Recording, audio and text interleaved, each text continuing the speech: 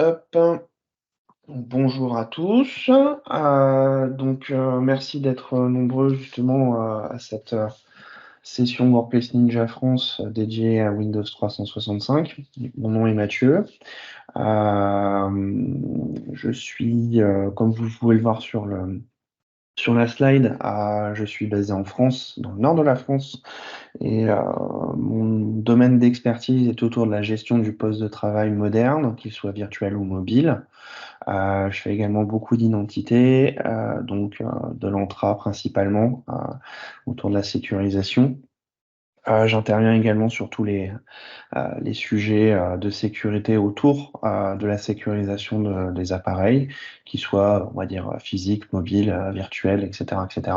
Donc, vous l'aurez deviné au travers des solutions Microsoft. Voilà, donc si vous êtes intéressé ou si vous avez des questions, vous pouvez consulter mon blog et vous pouvez me contacter directement, soit par Twitter, soit par mon adresse perso. N'hésitez pas. Aujourd'hui, ce qu'on va aborder, c'est déjà faire un point sur le service Windows 365 en 2023, puisqu'il y a eu d'évolutions, de nouveautés, surtout sur le deuxième semestre, notamment avec, on va dire, ce qui coïncide avec l'arrivée de la dernière version de Windows 11. Donc le service continue d'évoluer et va fortement évoluer sur 2024. L'objectif de la session, c'est de vous donner du retour d'expérience sur les projets d'implémentation que j'ai pu réaliser et vous donner également les clés pour réussir votre déploiement en prenant les bonnes décisions dès le départ, notamment sur, on va dire, les couches réseau et les couches de gestion de ces environnements virtuels. Pour ce qui est des questions, n'hésitez pas à les poser dans le chat. On fera un petit tour en fin de session si vous avez des questions et j'essaierai d'y répondre. Sinon, effectivement, Damien et Tom, les autres ninjas pourront en profiter pour vous répondre durant la session. Il n'y a pas de problème là-dessus. Voilà. Alors, hop, on va commencer. Donc déjà, ce que je voulais, c'est rappeler à tous ce qu'était Windows 365, puisqu'on n'a peut-être pas tous le même niveau d'information et c'est peut-être une nouveauté pour certains des participants à cette session. L'objectif, c'est pas non plus de pitcher le produit au niveau marketing, c'est vraiment d'avoir les principaux objectifs pardon, du service. Donc Windows 365, qu'est-ce que c'est? Donc c'est un service cloud qui permet de mettre à disposition des machines virtuelles Windows, ce qu'on appelle dans le monde Microsoft des cloud PC. D'autres services ont une dénomination qui peut être différente comme le PC as a service, le desktop as a service, le cloud VDI. Donc tout ça, ce sont des termes qui veulent dire plus ou moins la même chose. Donc Windows 365 est intégré au cloud Microsoft, c'est-à-dire que c'est un service délivré au travers du cloud public de Microsoft Azure. Les machines sont entièrement déployées et gérées au travers du service Intune. On ne parlera pas de Windows 365 Business, qui est une déclinaison pour justement les clients dits non d'entreprise, donc business. C'est un service, bah voilà, moi je je le déploie pas et je j'ai pas l'habitude d'en parler. On va se focaliser sur Windows 365 Entreprise, qui lui vraiment fournit une expérience de bout en bout, managée, gérée par Intune et sécurisée au travers du MDM. Si on devait qualifier en fait le cloud PC, donc le cloud PC, qu'est-ce que c'est? Puisque comme c'est une nouvelle dénomination qu'on entend de plus en plus, j'ai souvent la question, mais c'est quoi un cloud PC? Donc en fait, c'est tout simplement une machine virtuelle qui est hautement disponible, hautement disponible parce que tout simplement hébergé sur le service cloud de l'éditeur, donc avec des mécanismes de résilience qui sont inclus dans le niveau de service. Optimisée évolutive, donc optimisée pour la raison suivante, elle est optimisée parce que ce sont des images du marketplace pour la plupart, donc qui ont justement reçu des optimisations spécifiques pour un environnement VDI. On verra plus tard dans la présentation comment on peut, on va dire, créer une image personnalisée mais toujours optimisée pour répondre aux besoins du service. Et évolutive, puisque on est en capacité tout simplement de redimensionner la taille des machines en fonction des besoins de l'utilisateur. Donc, quand je dis on va dire resizer, donc en fonction des besoins, c'est vraiment en haut et en bas. C'est-à-dire qu'on peut faire un size up et un size down de ces machines, puisque pendant on a pu rencontrer des cas comme par exemple un utilisateur qui a besoin d'une machine un peu plus puissante pendant quelques semaines, et une fois que effectivement cette machine n'est plus nécessaire, on peut rebasculer sur une taille inférieure.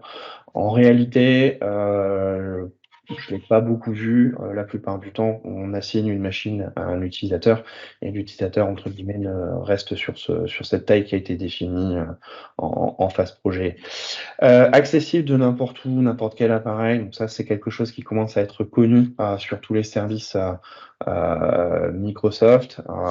C'est un service qui peut être consommé, on va dire, autant sur les plateformes Windows que sur une plateforme iOS, Android, mais également Mac. La partie Mac représente, on va dire, un challenge en particulier sur la gestion des claviers. On a pu avoir quelques retours d'expérience là-dessus qui ont montré que à l'intégration du Mac, même si c'est fonctionnel, on a encore quelques évolutions à avoir là-dessus. Windows 365, on a deux, on va dire, offres de licence.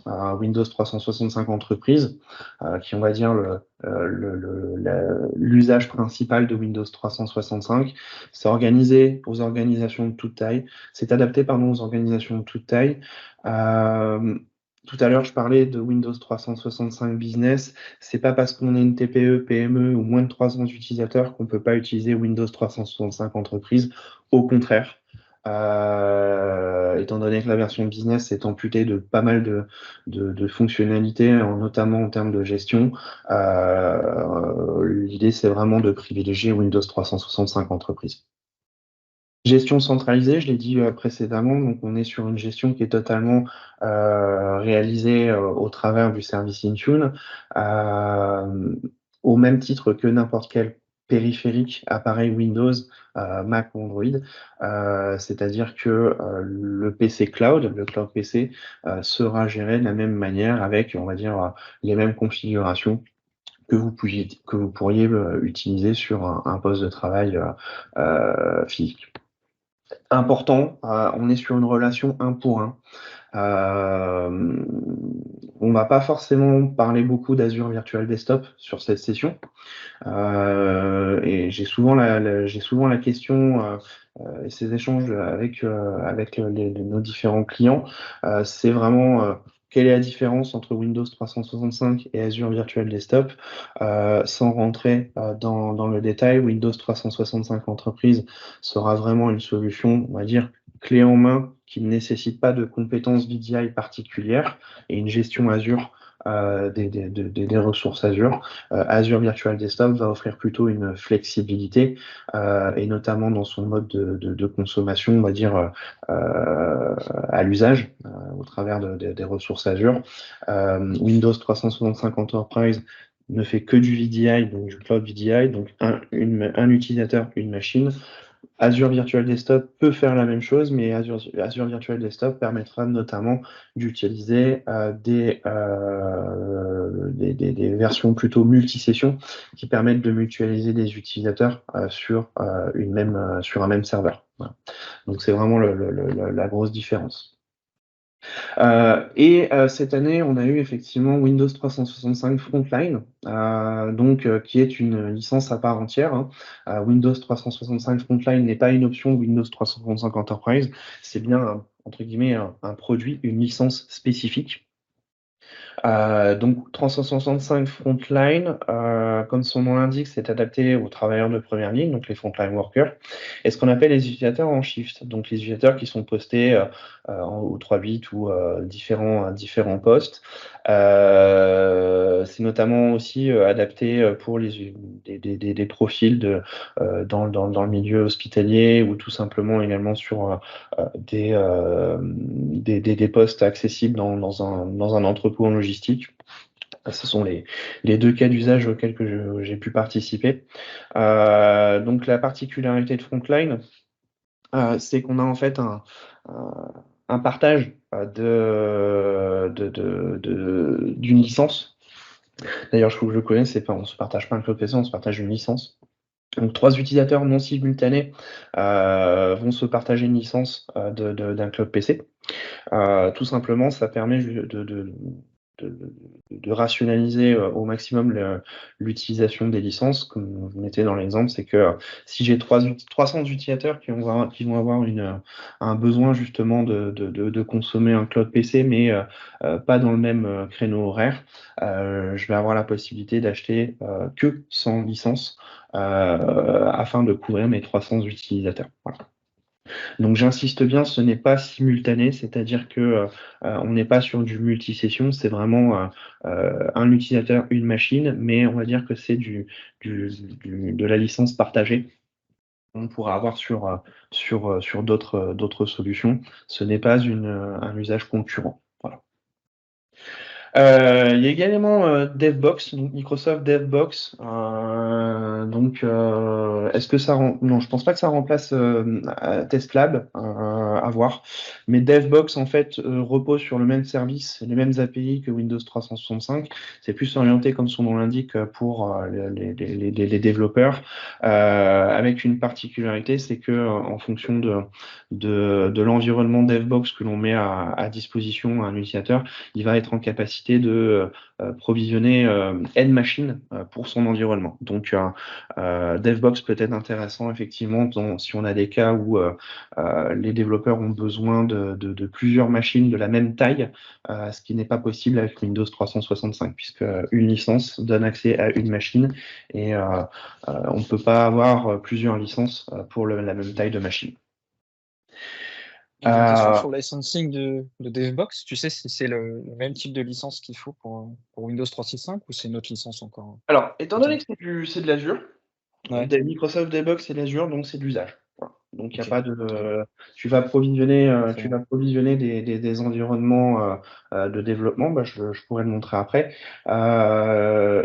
Ces environnements vont être régis par des règles. Et dans ces règles, tu vas pouvoir dire, voici les tailles auxquelles tu as accès et tu peux provisionner autant de machines que tu veux. Voilà, entre 1 et Ok. 10. Voilà. Donc, en termes de souplesse, Trop bien. c'est super intéressant. Sa particularité, c'est que ça permet également de mettre à disposition un environnement préconfiguré, notamment avec Visual Studio, etc., etc. Voilà. Donc, Ok. la solution est intéressante, mais elle n'est pas aussi poussée et aboutie que ce qu'on pourrait avoir sur Windows 365 en termes de management. Ouais, bien sûr. Bien sûr. Ok, merci. Beaucoup de questions autour de ok, qu'est-ce que je dois assigner à mes utilisateurs en termes de taille de machine.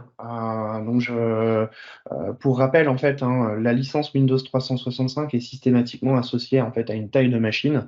Donc j'achète entre guillemets 5 licences d'une machine de 2 vCPU, 8 Go, 256 Go que je vais assigner à des utilisateurs.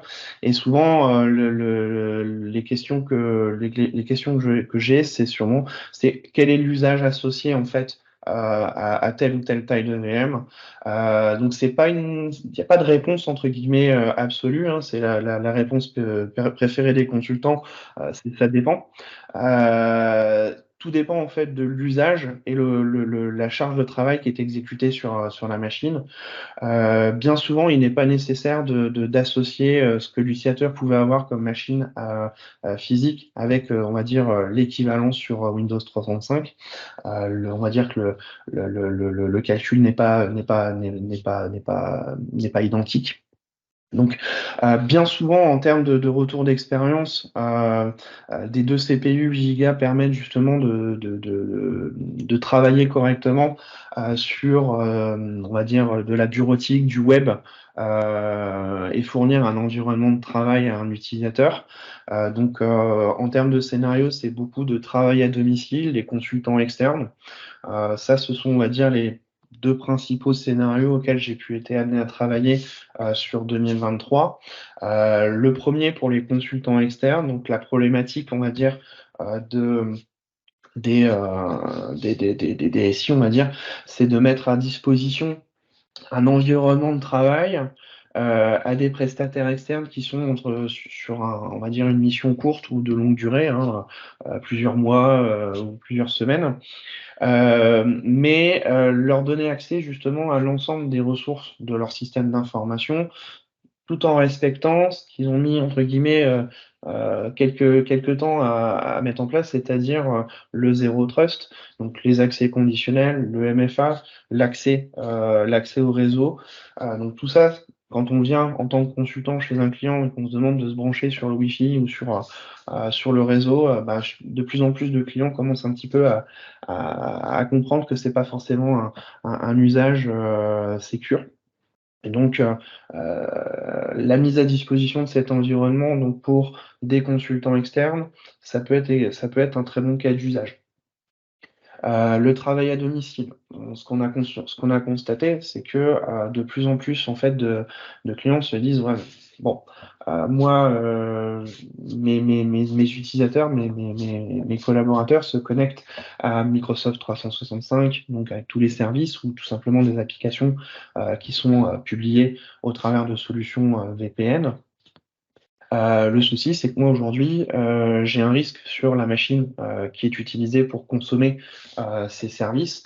Donc l'accès conditionnel permet de mitiger un certain nombre de ces risques, évidemment, mais on ne pourra pas, entre guillemets, aller aussi loin qu'avec un environnement de travail géré de bout en bout et managé, ne serait-ce qu'en termes de sécurisation, donc de hardening, mais également avec tout simplement l'EDR.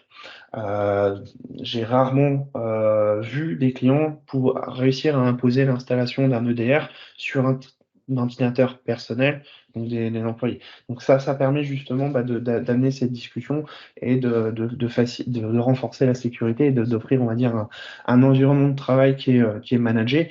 D'un point de vue aussi opérationnel, les équipes support disent bon bah voilà, avant on maîtrisait notre support parce que on connaissait nos machines, on connaissait ce qu'on avait installé.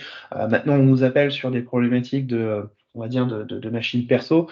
Ça renforce, on va dire, la complexité. Et donc, l'environnement du cloud PC permet de mitiger ce problème.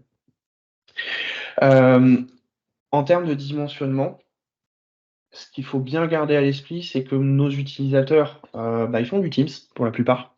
Ils font de l'audio et du vidéo. Le retour d'expérience, c'est que pour faire de l'audio et du vidéo, le 2 vCPU 8 Go est le minimum.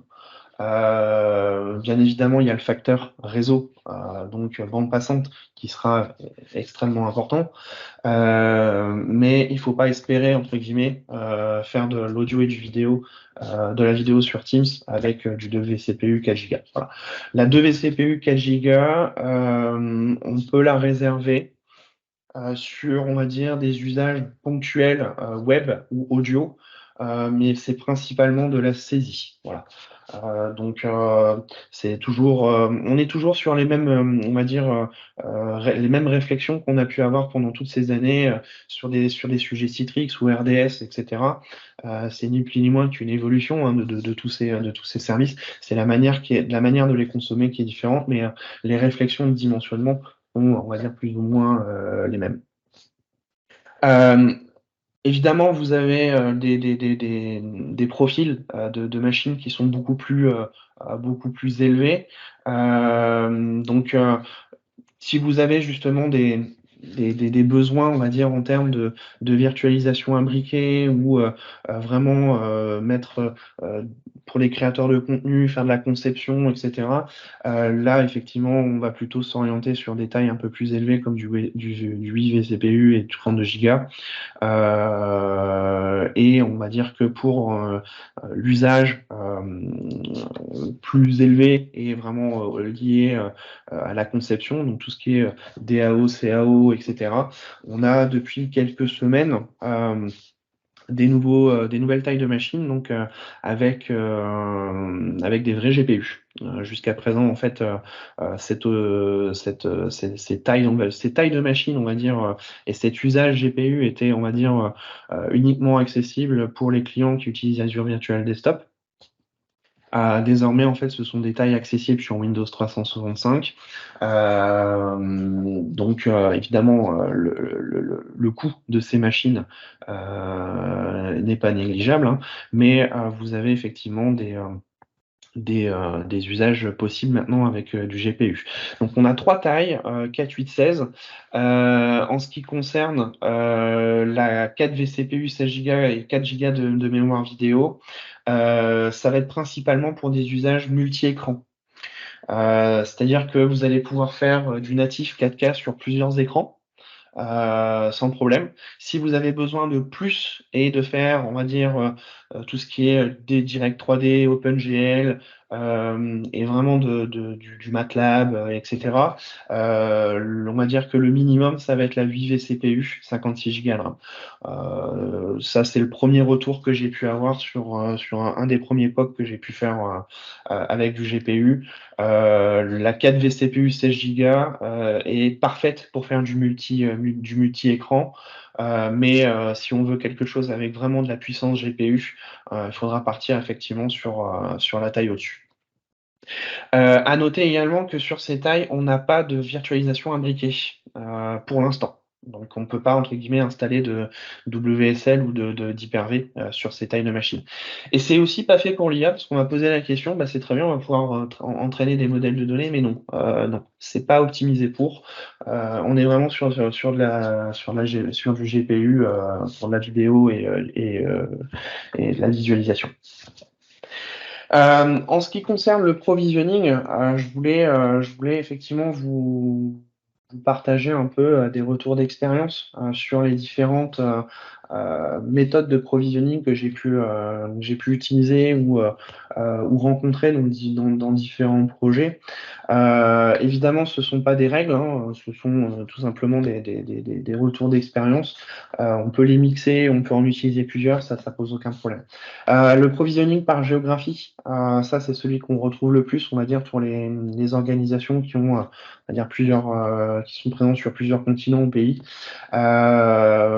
Attention à bien placer la VM sur, on va dire, le lieu principal de l'utilisateur. Je sais que c'est pas évident aujourd'hui avec, on va dire, les utilisateurs qui bougent beaucoup. Là, j'ai un cas chez un client, le lundi, il est en Suisse, le mardi en Allemagne et le jeudi à Paris. Donc, c'est pas évident. Donc, il faut trouver un juste milieu puisqu'on va pas s'amuser à déplacer l'utilisateur de provisioning, de profil de provisioning tous les jours. C'est pas tenable. Donc, l'idée, c'est vraiment de placer la VM, on va dire, sur la région, le data center le plus proche. Évidemment, faible latence et expérience optimale, plus effectivement la machine est consommée au plus près. En termes de topologie réseau, et c'est là où effectivement Windows 365 va devoir utiliser plus des notions des ressources Azure, c'est que là en fait on va plutôt privilégier on va des VNet par géographie, donc tout simplement des réseaux virtuels par région, on va dire par emplacement géographique des utilisateurs. Ce qu'il ne faut pas faire entre guillemets, c'est d'avoir un connecteur réseau qui se connecte, on va dire, sur l'infrastructure on-prem, donc les contrôleurs de domaine et les ressources, les serveurs de fichiers, les applications, et provisionner sur une autre plaque géographique des utilisateurs et donc justement des cloud PC sur le même connecteur. Puisque là, on va introduire un effet de latence quand même relativement important. Beaucoup d'applications vont nécessiter une latence très courte pour pouvoir fonctionner. Et donc, l'objectif, c'est vraiment de déployer des connecteurs réseau au plus près, justement, la règle, personnellement, ma règle, c'est de le faire dans la même région où j'ai provisionné la machine virtuelle et d'utiliser un peering entre le VNet et le VNet de la région et le VNet qui permet de faire la liaison avec les ressources on-prem. Ça peut paraître évident, mais bien souvent, la personne qui va utiliser, manager le Windows 365 n'est pas forcément dans la même équipe ou sur le même site que la personne qui gère, on va dire, la partie Azure. Donc, en termes de planification et de provisioning, c'est important. Voilà. Donc, bien avoir ce qu'on appelle le LOS, donc le line of sight, donc un lien direct vers le DC en termes d'accès. Et donc, sur les VNet, bien penser à mettre à jour les DNS, puisque ça se fait pas tout seul. Provisioning par organisation, moi c'est ce que j'appelle en fait par organigramme. Donc l'objectif c'est de créer des provisioning policies en relation avec des personas utilisateurs.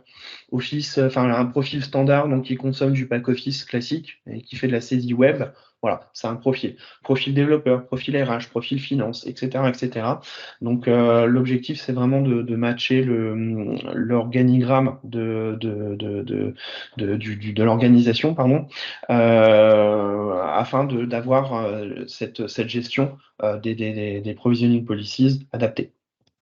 Ça permet également tout simplement d'avoir un workflow qui est assez simple pour l'administrateur, où en fait on a un utilisateur, on le rajoute dans un groupe. Ce groupe, en fait, c'est le groupe sur lequel on a publié la provisioning policies, et automatiquement, en fait, étant donné que la provisioning policies va démarrer le provisioning de la VM, on va avoir une automatisation pour la mise à disposition de la machine. Même chose, on va réutiliser le même groupe pour tout ce qui est application et paramètres, puisqu'évidemment, si on fait un provisioning par organisation, eh bien, mon profil standard n'a pas les mêmes applications que le profil développeur et que mes développeurs n'ont pas les mêmes applications, voire même les mêmes paramètres que les personnes qui sont côté RH. Voilà. Donc, ça permet justement d'avoir une gestion optimisée du provisioning. Ça a ses avantages, ça a aussi des inconvénients, puisque si effectivement on utilise, si on publie la licence Windows 365, non pas sur l'utilisateur mais sur le groupe qui est utilisé pour le provisioning, on peut rencontrer un cas que j'ai pu rencontrer, c'est en termes de changement géographique de l'utilisateur, donc dans une autre région data center, donc une autre provisioning policy. Mais en fait, il va falloir d'abord supprimer la licence à l'utilisateur et la mettre sur un autre groupe. Et un deuxième cas aussi qui peut être embêtant sur cette méthodologie, c'est en cas de redimensionnement de la VM. Donc c'est pas aussi évident que si on assignait la licence directement à l'utilisateur. Donc il y a un juste milieu entre les deux, c'est en fonction des usages, il faut bien comprendre l'organisation, puisque à partir du moment où on a provisionné les VM et que c'est en production, il faut pas oublier que si on supprime la licence de l'utilisateur, la machine rentre en période de grâce pendant 7 jours. Et si on reprovisionne dans un autre template, donc dans une autre région possiblement, la machine est détruite et recréée. Donc bien prendre en compte ce cas d'usage et bien vous assurer que les données utilisateurs sont entre guillemets dans un service de synchronisation comme OneDrive. Si toutes les datas sont dans OneDrive, vous pouvez reprovisionner la machine sereinement et vous dire que voilà, les données utilisateurs ne sont pas perdues. Évidemment, côté applicatif, il faudra s'assurer que Intune installe les applications.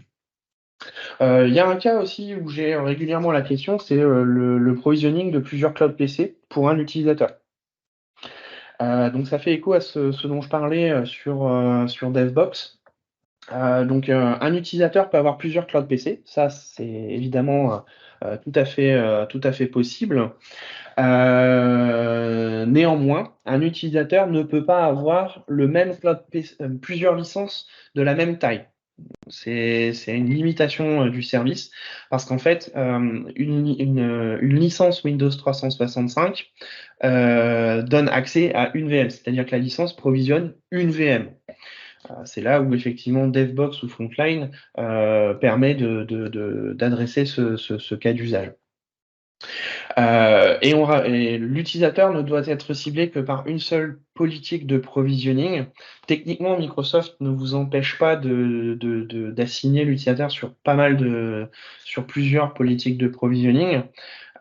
Sauf qu'en réalité, la manière où fonctionne le service, ben en fait, ce sera la première licence qui sera détectée, qui sera provisionnée. Voilà. Donc, c'est le bon vieux first in, first out. Ne le faites pas, parce que j'ai souvent, en fait, on met tous les utilisateurs dans le même groupe et puis ils changent de taille, etc., etc., et puis on comprend pas pourquoi c'est cette taille de machine qui est provisionnée alors qu'on lui a donné autre chose. Enfin, c'est vraiment quelque chose à garder à l'esprit. Et c'est là où la planification et le dimensionnement et l'organisation du provisioning est un vrai sujet sur Windows 365. Vraiment, faut mieux passer beaucoup plus de temps à dimensionner la méthode de provisioning et la relation entre les utilisateurs et ces templates de provisioning on va dire les usages. Il faut vraiment mapper tout ça. Qu'est-ce qui se passe quand un utilisateur change de service ou de zone géographique? Donc ça, c'est un service, c'est tout simplement quelqu'un qui passe de standard à potentiellement dev. J'ai déjà eu le cas. Eh bien, c'est là où en fait on va attribuer une provisioning policy différente à l'utilisateur, démarrer la période de grâce et attendre que la période de grâce soit se termine, soit désormais il est possible de mettre fin à la période de grâce au travers du portail et provisionner automatiquement le nouveau cloud PC. Donc en gros, il va être déconnecté et il retrouvera dans son client la nouvelle machine. Choix important, c'est notamment sur la partie identité et réseau. Donc j'insiste sur la partie provisioning et le deuxième sujet où il faut particulièrement avoir de l'intention, c'est vraiment quel est mon choix d'identité, quel est le choix en termes d'accès réseau. Donc là, comment je vais consommer des ressources. Donc on a deux méthodologies, soit les hosted networks, donc gérés par Microsoft, où vous n'avez rien à faire. C'est Microsoft qui gère la mise en réseau, l'accès, etc. Donc ça c'est très bien si vous avez, on va dire, toutes les machines en pure entre ID, donc Azure AD Join, que tout est sur SharePoint, que tout est sur Teams, que tout est sur OneDrive. Bon, super. En vrai, beaucoup de nos clients en fait ont encore des accès, des besoins d'accéder en fait à des ressources on-prem. Et donc c'est là où en fait on va faire ce qu'on appelle du Bring Your Own Network, donc avec un Azure Network Connection.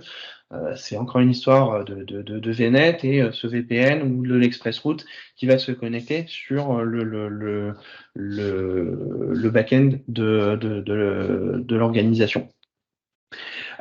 Évidemment, on a toujours cette histoire d'identité en termes de l'appareil, du poste de travail Windows. Azure AD Join versus hybride Azure AD Join. Je pense que ça commence un petit peu à rentrer dans les mœurs de favoriser l'hybride Azure AD Join. Ça restera toujours une préconisation. Il peut y avoir des cas où effectivement l'hybride Azure AD Join est nécessaire. On les compte sur les doigts d'une main, mais voilà.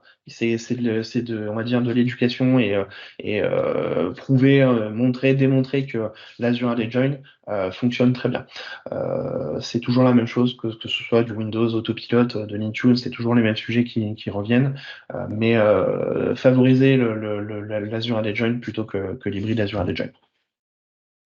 Important, si vous utilisez effectivement la partie VNet, l'Azure Network Connection, bien s'assurer que l'application Windows 365, donc là, quand je parle de l'application, c'est l'application Azure AD, donc l'Enterprise App, a bien justement les deux rôles, donc Network Interface Contributor et Network User, autant sur le ressource group, autant sur le VNet. Ça, c'est un truc, on l'oublie régulièrement et ça fonctionnera pas bien. Voilà. Donc ça, je vais passer rapidement, mais vous avez on va dire, une représentation de comment fonctionnent les différents types de réseaux sur Windows 35. Effectivement, quand on est en hosted network, on a toujours la possibilité de rattacher en VPN directement le data center ou les ressources on-prem, mais on va plutôt privilégier une Azure Network Connection avec un VPN ou une express-route. Un réseau de commutation en express-route est tout à fait supporté et à privilégier, par exemple, si vous avez des applications qui ont une base de données qui est encore hébergée chez vous et votre client Windows 35 doit consommer ces données. Souvent, en fait, ce sont des modèles d'applications qui ont des tolérances en termes de latence faibles. Donc, ExpressRoute peut être une bonne solution. Mais le VPN, le VPN classique site-to-site Azure fonctionne très bien, notamment pour consommer des ressources on-prem. Voilà. Dernier point en termes d'optimisation réseau, le RDP Short Pass. Donc ça, c'est quelque chose qui existe depuis pas mal de temps sur Azure Virtual Desktop, qui a progressivement fait son chemin sur Windows 365. L'objectif, en fait, c'est de bypasser toute la couche de services côté de Microsoft, donc la Remote Desktop Gateway, etc., donc passer par l'Internet public. L'objectif, en fait, du RDP Short Pass, qui est en fait un nom pour ce qu'on appelle le protocole STUN, le Short Tunneling, c'est d'utiliser l'UDP et de se connecter du client directement sur la machine virtuelle, sans passer effectivement par le broker, etc., etc. La bonne nouvelle, c'est que sur Windows 365, sur des réseaux publics, aucun problème, ça se fait tout seul. Par défaut, Windows 35 va privilégier le stun. Si vous passez effectivement par un VPN ou une express-route directement, donc depuis votre organisation vers Azure, là par contre, il faudra faire une modification au niveau du système pour privilégier le RDP Short Pass. Donc, ce qu'il faut retenir, c'est que si vous êtes sur un réseau non managé, donc à la maison ou autre, vous serez en short pass automatiquement. Si vous provisionnez des machines virtuelles depuis votre organisation, il y aura effectivement une action à faire. En termes d'image, ce qu'il faut retenir, c'est que soit on a l'image de la marketplace, soit on peut utiliser de l'Hyper-V ou une machine Azure. Moi, ce que je vais vous montrer, c'est Azure Image Builder. D'ailleurs, je vais accélérer. Les points de vigilance à avoir, c'est notamment si vous utilisez Teams, bien s'assurer que le WebRTC est bien activé, bien installé, puisqu'en termes d'expérience, ce sera le jour et la nuit au niveau du son et de la vidéo. Donc, en termes d'expérience côté administrateur, effectivement, on a l'ensemble des actions qui peuvent être réalisées depuis la console Intune. Et donc là, j'ai provisionné plusieurs cloud PC, donc en fonction de différentes provisioning policies. Donc l'administrateur permet justement d'avoir un statut du provisioning et de l'état, on va dire, des machines provisionnées. Tout à l'heure, je vous parlais effectivement des provisioning policies. Donc là, dans cet exemple, j'ai un mix entre des provisioning policies basées sur la géographie, mais également l'organisation. Donc là, effectivement, si je zoome, hop, parfait, j'ai des provisioning policies par géographie et par usage. Donc là, j'ai que du standard, mais effectivement, je peux créer une provisioning policy développeur ou autre. Donc une provisioning policy est très simple en fait en termes de création. La première chose qu'on doit définir, c'est tout simplement si c'est une licence de type Enterprise ou Frontline. Ce sera tout simplement l'usage que vous voulez faire de ce cloud PC. Donc je rappelle, l'Enterprise et la Frontline, ce sont vraiment des licences séparées. Et bien évidemment, vous devez définir le type de jonction et le réseau comme on a vu auparavant. Donc là, si effectivement je décide que ce provisioning policy doit se connecter depuis le VNet East-US ou tout simplement West Europe, je peux le sélectionner puisque je les ai déjà configurés. Donc, une fois qu'effectivement j'ai défini ça, j'ai le choix de mon image. Donc, par défaut, effectivement, vous avez les images de la galerie donc, qui sont mis à jour tous les mois après le Tuesday Patch. Alors, tous les mois pour le Tuesday Patch pour pour les templates sans le pack office. C'est-à-dire que le lendemain ou sur le lendemain du patch Tuesday, l'image est à jour. Pour les images avec le pack office, il faut attendre quelques jours de plus, voilà, parce qu'il vérifie effectivement la stabilité, etc. Bon, c'est quelque chose à garder à l'esprit. Évidemment, vous pouvez tout simplement sélectionner une image custom que vous avez créée, qui vous permet justement d'embarquer soit vos applications, soit vos spécificités en termes de configuration. Le langage et la région, ça c'est quelque chose de très important puisque c'est ce qui va définir l'expérience utilisateur. Donc évidemment, l'intérêt d'utiliser une image personnalisée, principalement je le fais quand mes clients ont plusieurs packs de langues en fait à faire consommer aux utilisateurs. Donc, ce que j'aime bien, c'est effectivement avoir une image qui a les 5 ou 6 packs de langues, ce qui permet à l'utilisateur de changer directement dans Windows et on n'est pas tenu on va dire, associer la langage et la région pour l'expérience utilisateur. Ça permet justement de simplifier la gestion des templates de provisioning, donc on peut l'utiliser. En termes d'intégration, étant donné que Windows 365, il est vraiment managé de bout en bout par Intune, vous avez vraiment la possibilité d'utiliser Autopatch, qui est le service d'automatisation du patch management de Microsoft. On fera une session dédiée sur Autopatch l'année prochaine sur le groupe. Ça vous permet justement de simplifier ces opérations de patch management. Une fois qu'effectivement vous avez tout configuré, vous l'assignez à un groupe et toute personne présente dans ce groupe et qui ont une licence Windows 35, justement, le service provisionnera la machine pour chacun de ses utilisateurs. En termes de network connection, vous avez la possibilité de faire soit de ce que j'expliquais auparavant, de l'intra-join ou de l'hybride.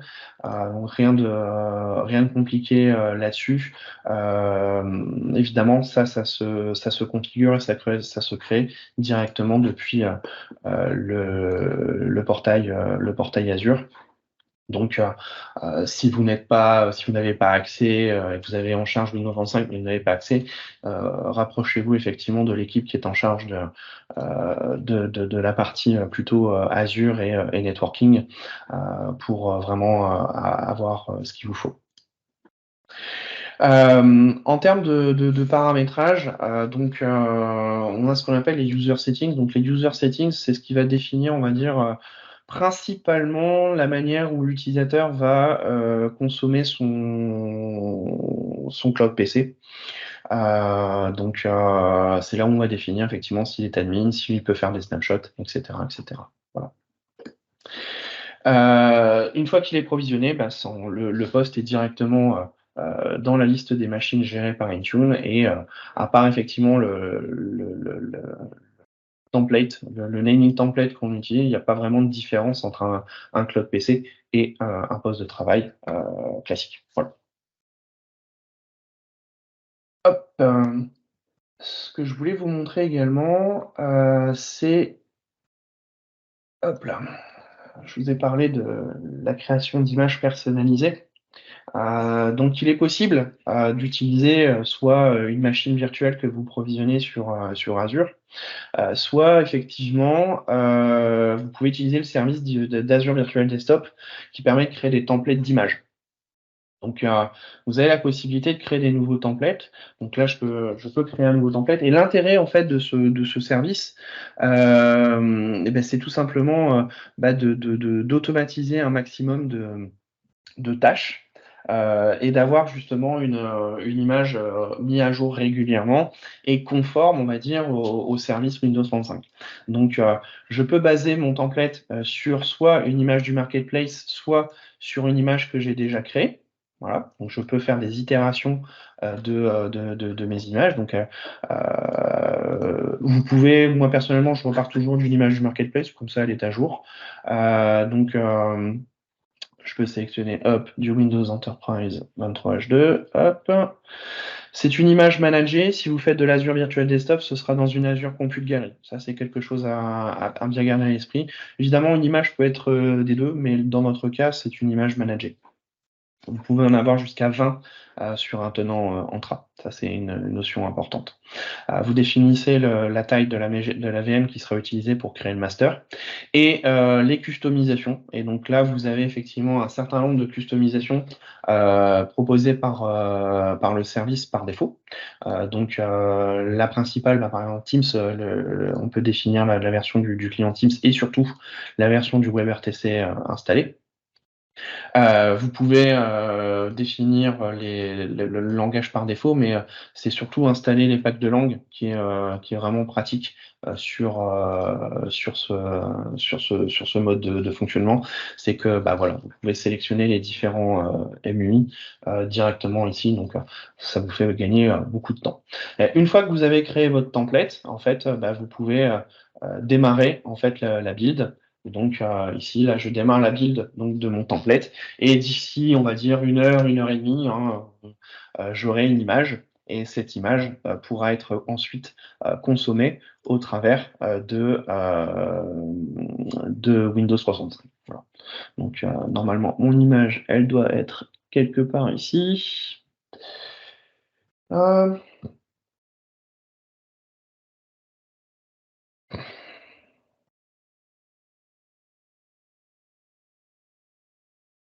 Bon, c'est pas grave. Quand il sera décidé. Voilà. Hop. Évidemment, tout ce que je vous ai montré dans le portail est automatisable via PowerShell. Bien évidemment, vous utilisez le module graph PowerShell. Je vous conseille d'utiliser euh, le graph X-Ray, qui est une extension très pratique, qui vous permet justement bah, de récupérer en temps réel les différents appels à l'API graph.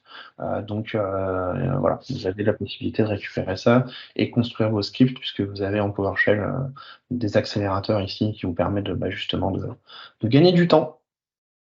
Hop.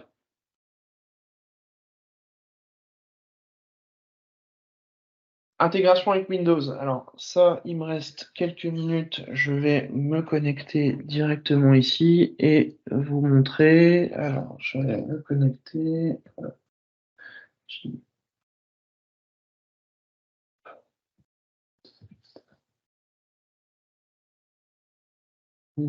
Hop.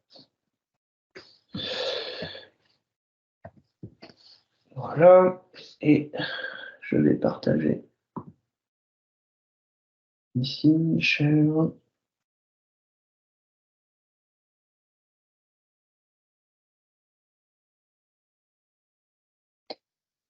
Hop, donc normalement vous devez voir l'écran. Hop, oui, c'est le cas. Et donc désormais, en fait, pour consommer des cloud PC, vous avez soit la nouvelle application Windows App qui remplace l'application Windows 365. Donc, mon utilisateur ici a un cloud PC qui lui est attribué. Vous avez la possibilité également de le lancer directement depuis la barre des tâches, mais vous avez peut-être entendu parler de Windows 365 Switch, qui permet justement, bah, en termes d'intégration avec Windows, bah, de basculer facilement du PC, on va dire, de l'utilisateur vers son cloud PC. Donc ici, je peux basculer directement depuis le Task View dans mon cloud PC. Donc voilà, je peux passer du cloud PC à mon PC fixe euh, et inversement. C'est en termes d'expérience utilisateur, c'est assez c'est fluide et ça permet justement de passer d'un environnement à un autre. J'ai parlé tout à l'heure de Frontline. Frontline, évidemment, c'est quelque chose qui est pratique pour certains cas d'usage, puisque on a Windows 365 Boot.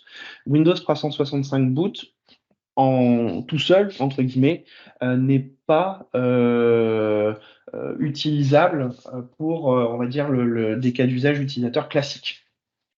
Frontline plus Windows 365 Boot, là par contre, on a un cas d'usage qui est vraiment intéressant, puisque on va facilement en fait soit réutiliser du matériel Windows 10 existant et le transformer en boot PC. Donc Windows 365 Boot, ça permet de démarrer une machine physique directement depuis ça permet de démarrer un cloud PC depuis un PC fixe et directement à l'ouverture de session. Donc là, vous avez un exemple où ma machine, je peux la redémarrer. Hop. Ça, c'est une machine physique. C'est une machine virtuelle qui fait office de machine physique. Cette machine physique, elle est sur Windows 11. Bientôt, on aura la possibilité de faire ça depuis Windows 10. L'objectif, en fait, c'est de continuer à utiliser le parc existant qui est peut-être en fin de vie en termes de support, de matériel, et de le réutiliser pour consommer du Windows 11. Si on rajoute Frontline dans ce mode de fonctionnement, ça permet justement à un poste de travail classique d'être réutilisé par plusieurs personnes. Donc là, en fait, je vais pouvoir me connecter avec un utilisateur. Donc là, dans ce cas-ci, c'est plutôt une utilisatrice. Hop, voilà. Et donc, je suis sur un poste de travail classique et en me signant, je me connecte directement sur le cloud PC.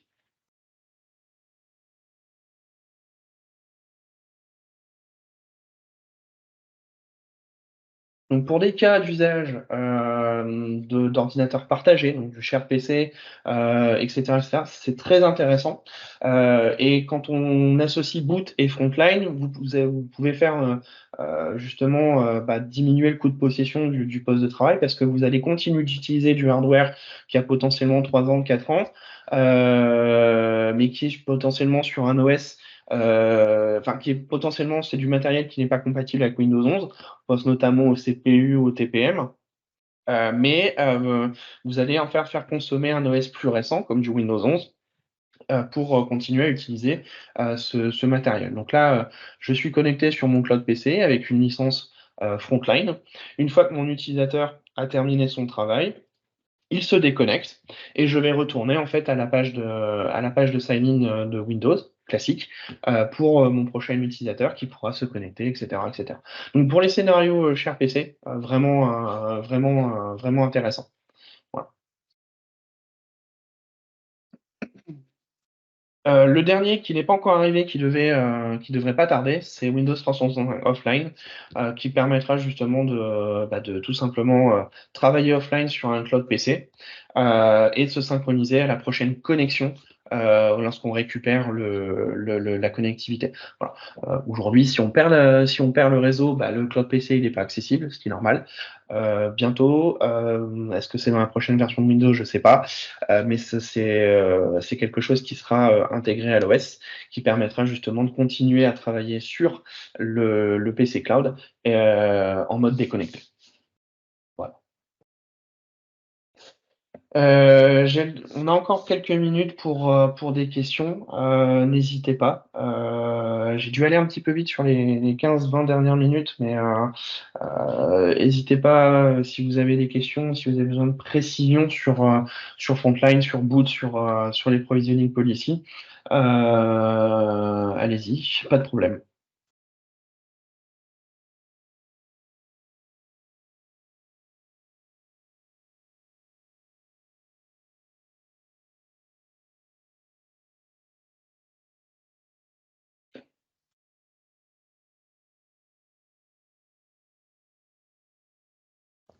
Pas de questions.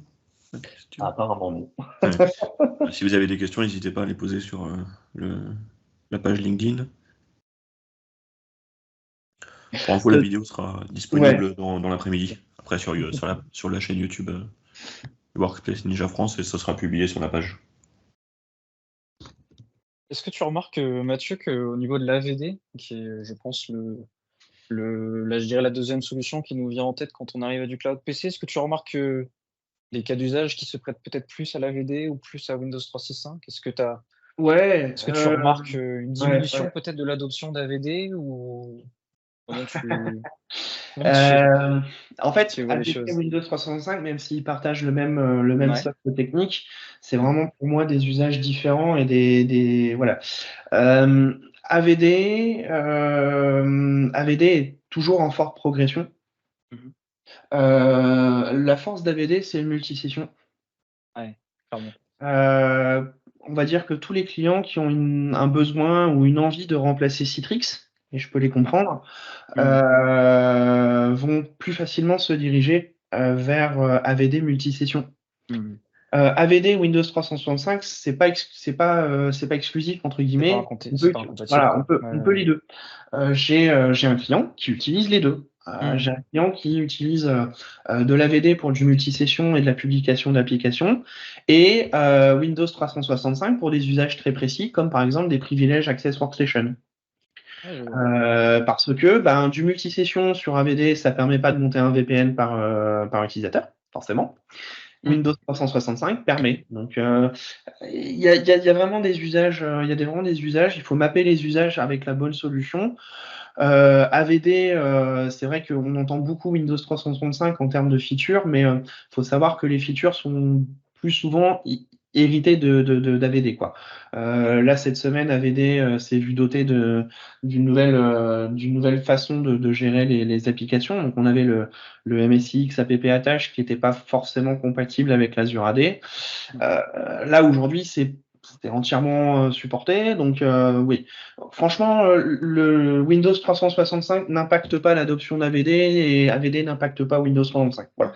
Vraiment deux usages et deux façons de consommer. Et surtout, le modèle économique n'est pas le même. D'un côté, on a du prédictif parce qu'on sait ce qu'on va payer tous les mois. De l'autre côté, on est sur de l'usage. Voilà, c'est important. Tu as des clients qui vont préférer. Je comprends, les deux sont pas incompatibles et tu vas avoir des usages qui vont s'y prêter plus. La plupart des clients qui basculent sur AVD, c'est vraiment pour se débarrasser du site. Ouais, j'imagine bien, ouais. C'est très clair.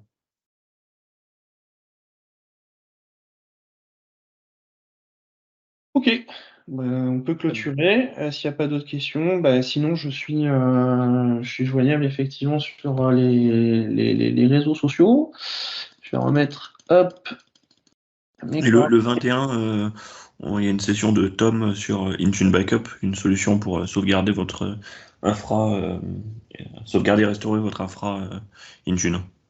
Exactement. Un module de Andrew Taylor. Ouais, qui est très content qu'on puisse parler de cet outil, qui vous permet d'exporter tout le contenu de votre tenante dans du JSON et de pouvoir le réimporter au besoin. Donc, vous êtes intéressé, c'est le 21, c'est ça, c'est la semaine prochaine. Ouais, 21 à midi, ne manquez pas cette session. Et la semaine prochaine, on fera gagner un livre il y aura un exemplaire cette fois sur KQL, le livre de Rod Trent. Trop chouette. Donc, mardi prochain, ça sera je publierai le lien pour liker le post, et ça sera mardi d'après le tirage au sort. Est-ce que les gagnants des derniers livres peuvent regagner? Est-ce qu'ils sont exclus de la liste? En général, j'essaye d'exclure quand même. Enfin, je me souviens des noms, j'essaye d'exclure quand même. Pour que tout le monde ait sa chance. Parce que, bon. Tout le monde a sa chance, exactement. Voilà, exactement. C'est fait. Très bien. Merci beaucoup, Mathieu. En tout cas, c'était très compliqué. Merci à tous. Merci beaucoup. Allez, à bientôt. Merci à tous. À bientôt, bon appétit, bon après-midi à tous. Ciao. Salut, bonne semaine. Salut. Bonne semaine aussi.